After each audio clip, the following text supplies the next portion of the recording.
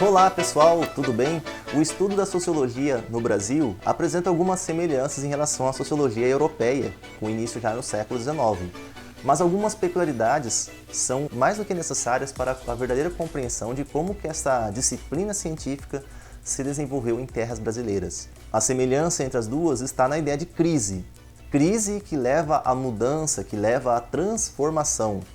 Porém, a mudança e a transformação aqui elas são orientadas ao progresso, mas com a compreensão de que não existe progresso, não existe modernização sem ruptura com as tradições anteriores. E essas rupturas, é claro, costumam custar bastante caro para a sociedade da época, já que todas as estruturas sociais tendem a vir abaixo e a necessidade de reconstrução de novas estruturas sociais. Na Europa, é bem provável que isso seja mais aparente, que a visão dessa ideia seja até um pouco mais clara, o que não significa que isso não tenha acontecido aqui no Brasil. A primeira diferença começa em relação ao contexto histórico de cada uma dessas regiões, de cada uma dessas localidades.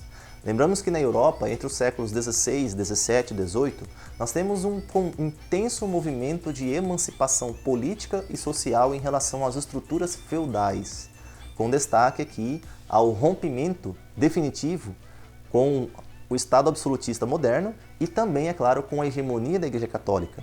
Hegemonia essa que começa a se balançar, começa a se fragilizar com a Reforma Protestante, iniciada pelo alemão Martinho Lutero. As várias rupturas oferecidas pelas revoluções político-burguesas resultaram no surgimento do Estado de Direito, em que a soberania popular é apresentada como sendo o princípio elementar de governo.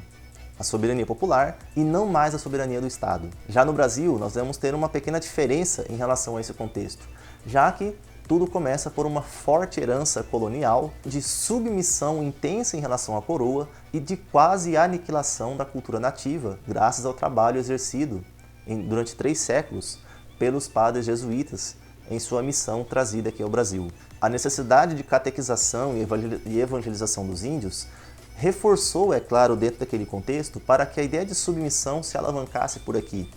Além do mais, também a ideia de uma educação emancipadora, de uma educação que fosse voltada à formação de espíritos críticos, não passou por aqui durante bom tempo, já que somente no século XIX, após a vinda da família real aqui no Brasil, é que nós vamos ter a primeira Biblioteca Nacional, que vamos ter o surgimento dos primeiros cursos, isto é, dos primeiros estudos existentes, as primeiras influências em relação ao iluminismo começam a chegar aqui após esse período, data em que apresenta para nós aqui um certo atraso, se é que eu posso assim dizer, quando comparado ao desenvolvimento da cultura brasileira em relação à cultura europeia. No entanto, a valorização desse conhecimento científico também tem origem em mudanças significativas que ocorreram aqui, mesmo se tratando de um contexto colonial.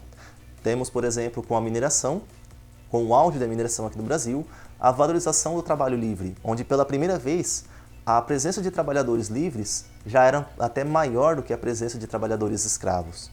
A intensa urbanização da economia ocorrendo nesse período também resultou em vários rompimentos com estruturas anteriores. E com a chegada de vários imigrantes aqui no Brasil, já nesse período, nós temos também a chegada de valores em relação ao liberalismo, em relação ao iluminismo, vindo da Europa.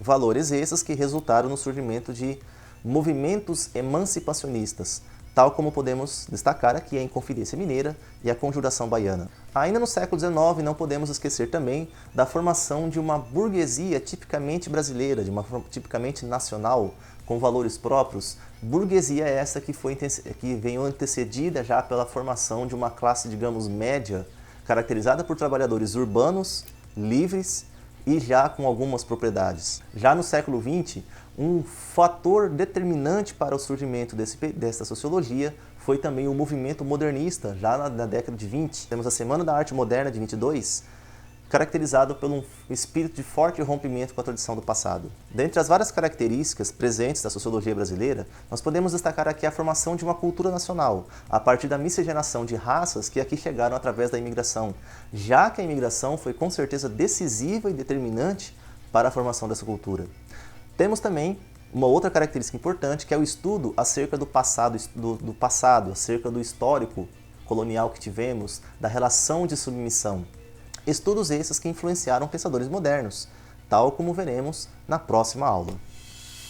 E é isso aí, se você gostou da proposta aqui apresentada, se você gostou do estudo, deixa um joinha aqui pra gente, aproveita para divulgar o nosso vídeo, faça a sua inscrição no nosso canal, caso você não tenha feito ainda, e deixe também aqui o seu comentário com as suas dúvidas, com seus questionamentos, que serão brevemente respondidos. Valeu? Na próxima semana, vamos trazer uma segunda videoaula agora sobre a sociologia contemporânea desenvolvida na Europa. Vamos falar sobre as escolas sociológicas contemporâneas. Fique atento, hein? Tchau!